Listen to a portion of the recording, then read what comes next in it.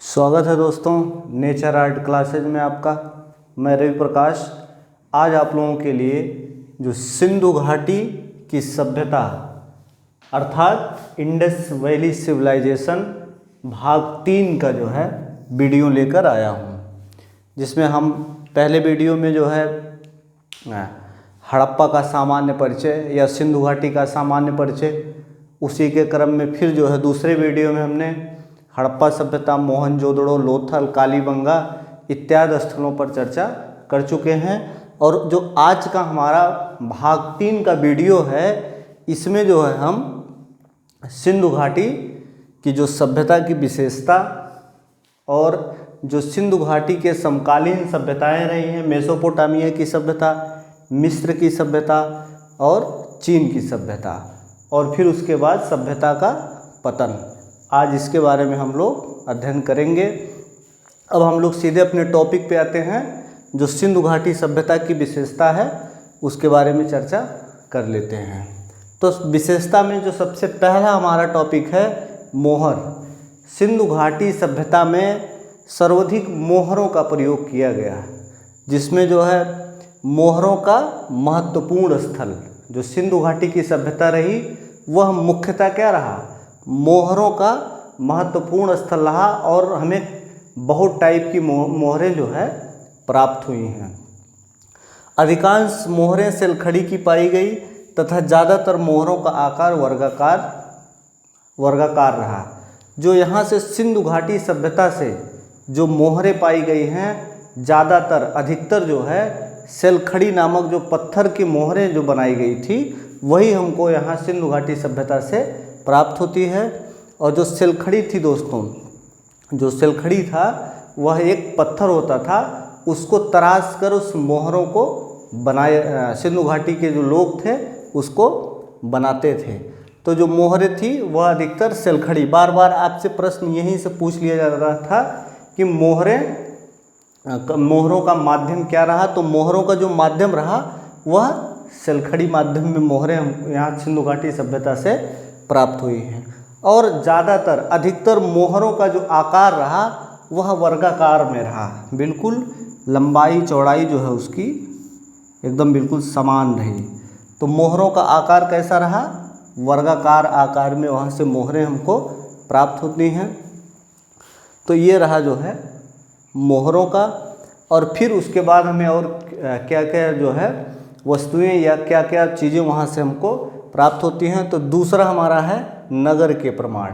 जो सिंधु घाटी सभ्यता थी वहाँ से हमको नगर के प्रमाण भी सर्वाधिक प्राप्त होते हैं, ठीक, क्योंकि वहाँ जो नगर प्राप्त होते थे वहाँ का जो है नगर व्यवस्था जो है सुव्यवस्थित नगर योजना हमको वहाँ से प्राप्त होती है, अर्थात नगर के प्रमाण प्राप्त होते हैं। दुर्ग या किले का प्रमाण, ठीक, जब नगर वहाँ पे रहा तो वहाँ पे खूब बड़ी बड़ी बिल्डिंगें रही होंगी या वहाँ पे बहुत बड़े किले बनाए गए होंगे। तो इसी क्रम में जो है हमको दुर्ग या किले का भी प्रमाण वहाँ से प्राप्त होता है। फिर जो है सड़क बनाने का प्रमाण। सिंधु घाटी सभ्यता के लोग सड़क बनाने से भी परिचित रहे हैं, अर्थात सिंधु घाटी सभ्यता के लोग सड़क भी बनाना जानते थे। क्योंकि आप जब मोहनजोदड़ो की सभ्यता पढ़ेंगे तो वहाँ खूब चौड़ी चौड़ी सड़कें, लगभग 33 फीट चौड़ी सड़कें वहाँ पे बनाई गई थी, 33 फीट चौड़े, और सभी जो है समकोण जो त्रिभुज होता है उसी आकार में काटती हैं। जैसे आज का हमारा चौराहा होता है उसी टाइप से जो है सिंधु घाटी के लोग जो है सड़क बनाते थे। खूब चौड़ी चौड़ी सड़कें सिंधु घाटी के सभ्यता के जो लोग थे वह सड़कें बनाना जानते थे। इसी के क्रम में ईंट के प्रमाण, ठीक, तो जो सिंधु घाटी सभ्यता के लोग थे वह ईंट से भी परिचित रहे और ईंट के प्रमाण सबसे अधिक वहाँ पे हमको प्राप्त हुए हैं। चाहे दुर्ग में लगाए गए ईंटें हों, चाहे किले में लगाए गए ईंटें हों, चाहे नगर में लगाए गए ईंटें हों, चाहे सड़क बनाने के क्रम में ईंटें हों, सब में जो है ईंटों का प्रयोग हुआ है। उसके बाद पक्की नालियों का प्रमाण, जो सिंधु घाटी सभ्यता के लोग थे वह पक्की नालियों से भी परिचित थे और उसके साक्ष्य हमको प्राप्त होते हैं। उसी के बाद आता है लिपि, बहुत महत्वपूर्ण है। जो सिंधु घाटी सभ्यता के लोग थे वह लिखना पढ़ना भी जानते थे, लेकिन उनकी लिपियाँ कैसी थी? चित्रात्मक लिपि थी। और आज तक दुनिया के किसी भी पुरातत्ववेत्ता या किसी भी कोई भी विद्वान जो है इस लिपियों को पढ़ने में सफलता नहीं प्राप्त की है। अर्थात यह लिपि कैसी है? अपठनीय लिपि है, जिसको अभी तक पढ़ा नहीं जा सका है। तो सिंधु घाटी के सभ्यता के लोग जो है लिखना पढ़ना भी जानते थे, तो वहाँ से जो लिपियाँ प्राप्त हैं वह चित्रमय लिपि हैं, जिसको हम पिक्टोग्राफी के नाम से भी जानते हैं। और जो इसके मूल अक्षर हैं, जो सिंधु घाटी सभ्यता में जो लिपियाँ प्राप्त हैं, इसके जो मूल अक्षर हैं वह 396 हैं। सिंधु घाटी सभ्यता में जितनी भी लिपियाँ प्राप्त हैं अब तक, वह उसके मूल अक्षरों में 396 जो है चित्रात्मक लिपियाँ हमको प्राप्त होती हैं। फिर इसी के क्रम में हम चलते हैं रंग। सिंधु घाटी सभ्यता के लोग जो है रंग से भी परिचित हैं, क्योंकि वहाँ पे चित्रित बहुत सारे जार या बहुत सारे पॉट अर्थात बर्तन पे हमें चित्रकारी देखने को मिलती है, जिसमें एक टेराकोटा माध्यम में बर्तनों को आग में पका लिया जाता था, उस पे जो है वह चित्रकारी करते थे। कहीं कहीं उसको जो है खड़िया या सफ़ेद रंग से रंग कर उस पर सर्वाधिक काले रंग से चित्रकारी सिंधु घाटी सभ्यता के लोग किए हैं। काला रंग सर्वाधिक प्रयोग हुआ है। काला रंग, जो सिंधु घाटी की सभ्यता के लोग थे वह चित्रकारी कैसे करते थे?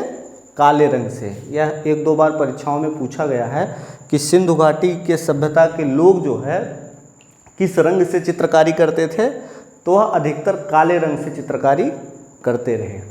ठीक, तो अब इसके क्रम में हम फिर आगे आते हैं मृतक पात्रों की कला या सभ्यता। जो सिंधु घाटी की सभ्यता रही है वो उसको जो है अलग अलग पुरातत्ववेत्ताओं ने मृतक पात्रों की सभ्यता, अर्थात जो व्यक्ति वहाँ पे दफन हो गए हैं उनके जो सामग्रियाँ हमको प्राप्त हैं, उनके जो पात्र प्राप्त हैं, जार प्राप्त हैं या उनसे जुड़ी जो भी सामग्री प्राप्त है, इसी के आधार पे सिंधु घाटी सभ्यता को मृतक पात्रों की कला या मृतक पात्रों की सभ्यता भी कहकर पुकारा जाता है। तो ये हमारी रही सिंधु घाटी सभ्यता की विशेषता।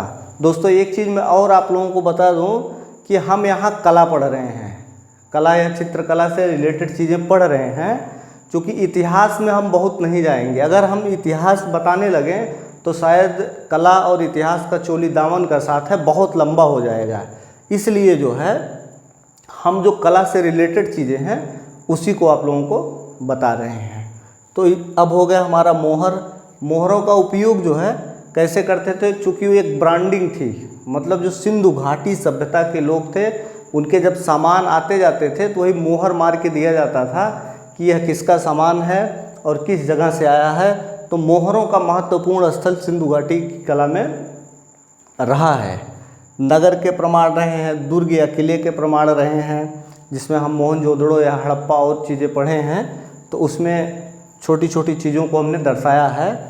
और सड़क बनाने का प्रमाण, ईंट का प्रमाण, पक्की नालियों का, लिपि का प्रमाण, रंग का प्रमाण और मृतक पात्रों की कला। तो ये हमारी सिंधु घाटी सभ्यता की विशेषता रही।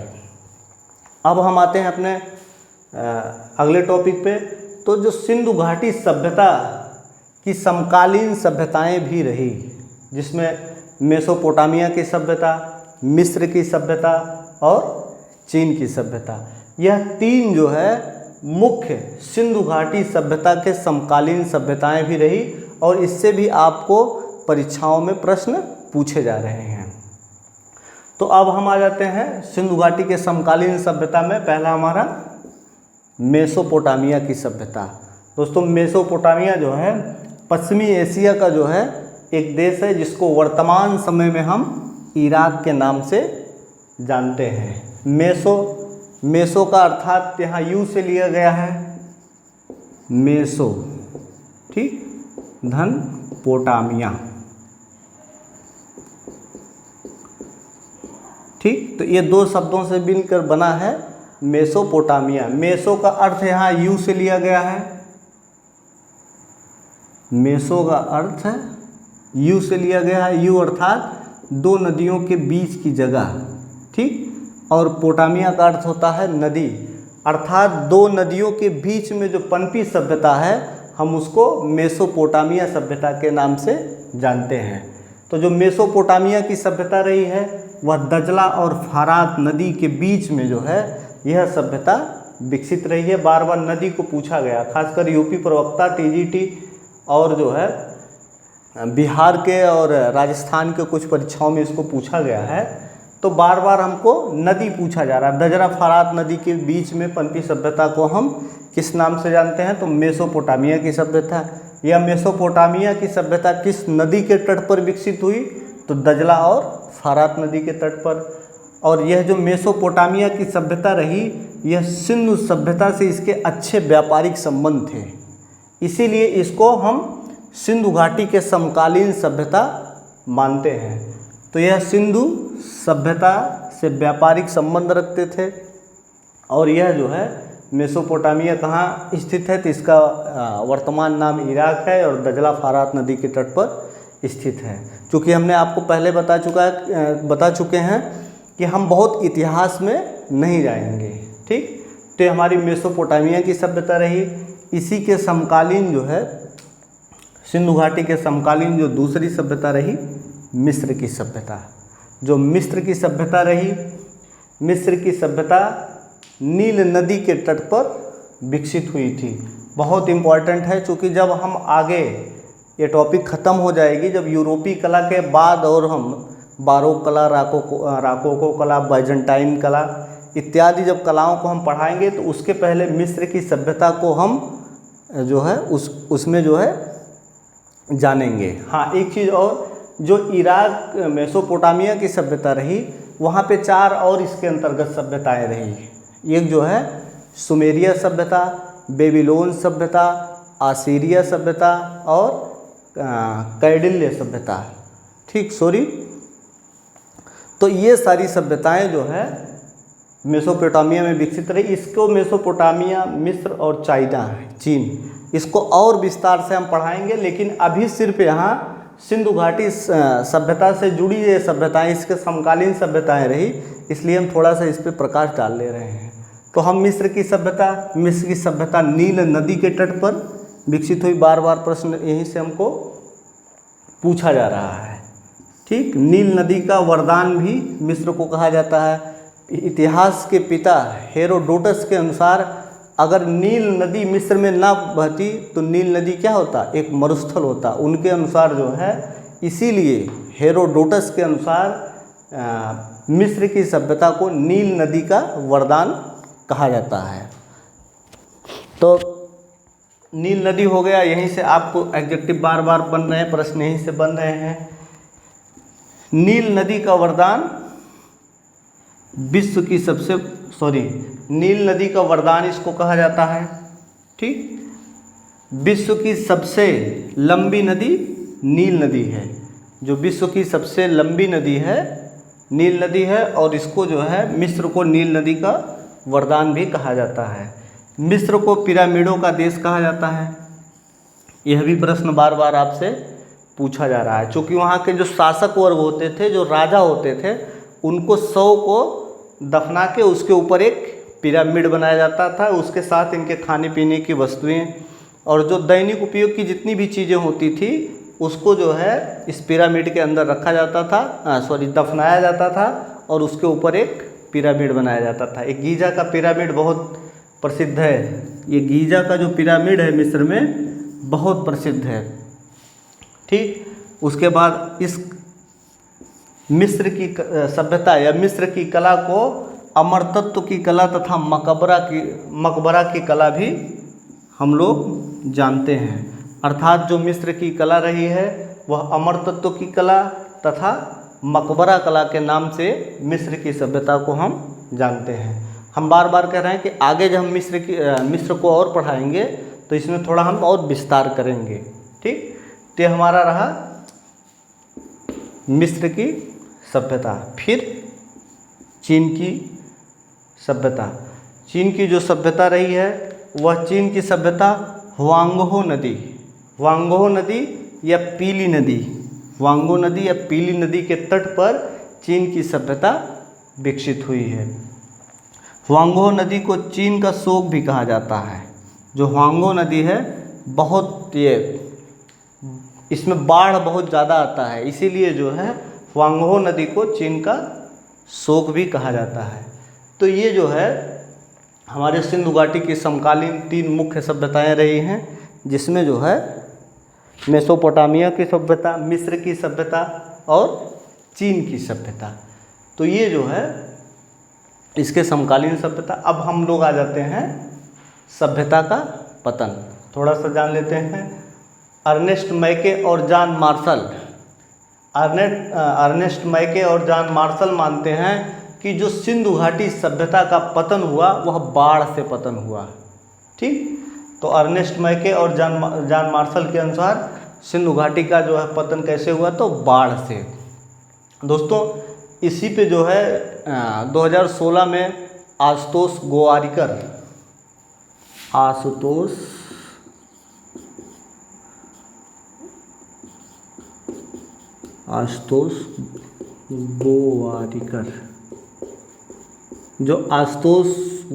हैं, एक फिल्म निर्माता हैं, जो 2016 ईस्वी में मोहनजोदड़ो नामक एक फिल्म बनाए थे जिसके अभिनेता ऋतिक रोशन थे। और उसमें जो है मोहनजोदड़ो की जो सभ्यता रही या सिंधु घाटी सभ्यता की जो पूरी की पूरी सभ्यता रही, उसमें जो है पतन के संदर्भ में बाढ़ को ही दर्शाया गया है इस फिल्म में।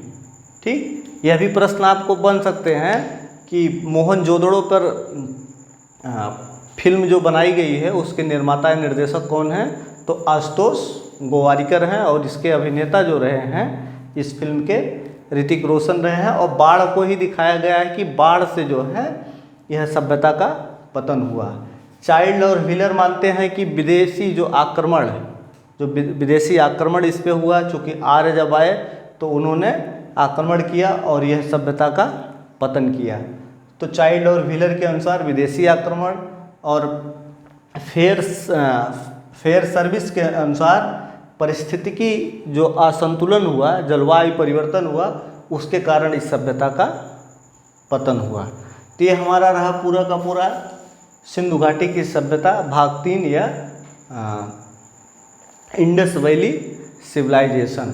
ठीक दोस्तों, ये हमारा जो है आज का ये टॉपिक यहीं पे ख़त्म होता है। और इसके बाद जो हम अपना अगला वीडियो लेके आएंगे, जितने भी टॉपिकें हमने पढ़ाए हैं, ठीक, जैसे पहला हमारा प्रागैतिहासिक काल पे वीडियो रहा, ठीक, उसके बाद हमारा सिंधु घाटी सभ्यता या इंडस वैली सिविलाइजेशन पे। तो हम अगले वीडियो में जितने अब तक पूछे गए प्रश्न हैं, जितनी भी परीक्षाओं में पूछे गए प्रश्न हैं, जिसमें चाहे यूपी टीजीटी पीजीटी हो, चाहे राजस्थान हो, चाहे डीएसएसबी हो, केवीएस हो, एनबीएस हो, यूजीसी हो, जितनी भी परीक्षाओं में अब तक प्रश्न पूछे गए हैं, अगले वीडियो में हम उस प्रश्न को लेके आएंगे और आप लोगों को बताएंगे। दोस्तों, अगर किसी को कोई समस्या है अध्ययन सामग्री या बुक के संदर्भ में, या किसी को प्रश्न कोई भी समस्या है, तो हमारा मोबाइल नंबर है, उस पर आप कांटेक्ट कर सकते हैं, जिसमें 94 15